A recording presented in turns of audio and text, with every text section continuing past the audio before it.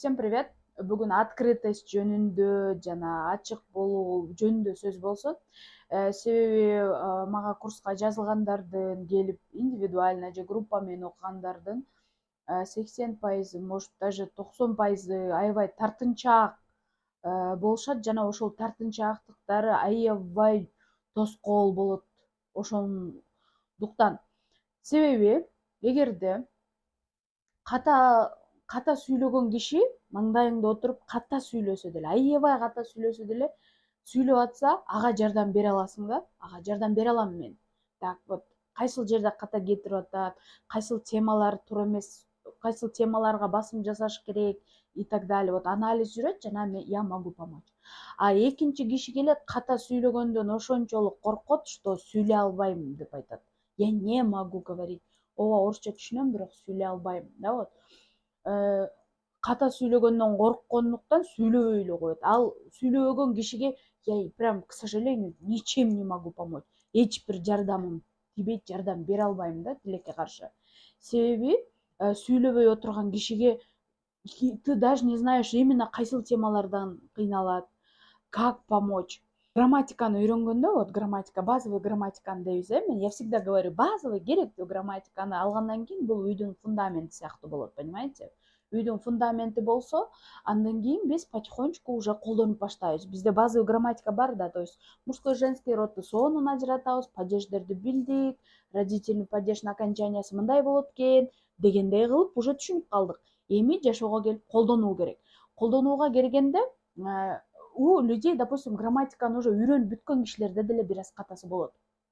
Потому что себеби силер мисалы 30 жаштасыңар дейли, средний возраст алалы, мисалы 30 жаштагы киши бир сөздү, например, у кылып окончаниясын у кылып сүйлөп жүргөн, например, где на работу деп да, например, да, вот где деген суроого так 30 жашына чейин у кылып үйрөнүп жүргөн, сүйлөп жүргөн, потому что же туура эмес үйрөнүп алган, же туура эмес түшүнүп алган, иши кылып да, эми неважно, у кылып.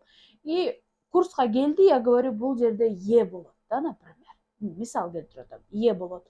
И этот человек говорит, мен у деп сүйлөп жүрүптүрмүн, бул жерде е болот турбайбы окончание? Все, түшүндү. Бирок сүйлөшкөнгө келгенде баары бир эле жанакы сөздү кайра эле у окончание менен сүйлөп алышы мүмкүн. Потому что ал 30 жылдык привычка, понимаете? Силер 30 жыл болсо эми акыркы 20 жылда ошону у кылып сүйлөп жүргөн болушуңар мүмкүн, өзүңөр байкабай, билбей туруп. А силер бир күндө бирөө бул жерде е десе, дегениңер үчүн сразу ал тилиңерде е боло калбайт. Себеби ал күнүп калдыңар да у кылганга. И ошондуктан грамматиканы үйрөнгөндөн кийин деле бир эки ката болот, элдер ошондон чочулайт. Мен үйрөнбөдүм беле, мен бул теманы түшүнбөдүм беле, кантип эле унутуп калдым, кантип эле дагы ушинтип сүйлөп алдым деп өзүнөн прям чочуланып, мындай вот как-то негативный эмоция чыгат да, мен үйрөнбөдүм беле, кандай эле дагы эле сүйлөй албай атам. Потому что силер 30 жыл бою башкача сүйлөп жүргөнсүңөр.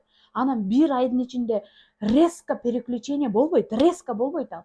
Силер сүйлөй бересиңер, бир жолу туура эмес сүйлөп алсаңар, кто-то может указать, мен мисалы үчүн да, бул жерде е десем, өтпөдүк беле, мисалы үчүн өтпөдүк беле ал теманы, и все, анализ жүрдү. Кийинкисинде ошол сөзгө байкап каласыңар. Анализ дейсиңер да, ошону туура сүйлөгөнгө аракет кыласыңар, ошол сөздү колдонгон моментте. Может, даже экинчисинде деле туура эмес сүйлөп алышыңар мүмкүн. Бирок сүйлөй берсе, баягы каталар азаят, потому что башында привычка болуп, баары бир эле ошентип кетип калышы мүмкүн да. Баары азайып кетет. Кээ бирлер каалайт, мен грамматиканы үйрөнгөндөн кийин резко туура сүйлөп баштайм деп. Резко эч нерсе резко болбойт. Бакка күнүгө суу куй, ал резко өсүп кетпейт. Баары анын өзүнүн сезону, өзүнүн этабы менен өсөт.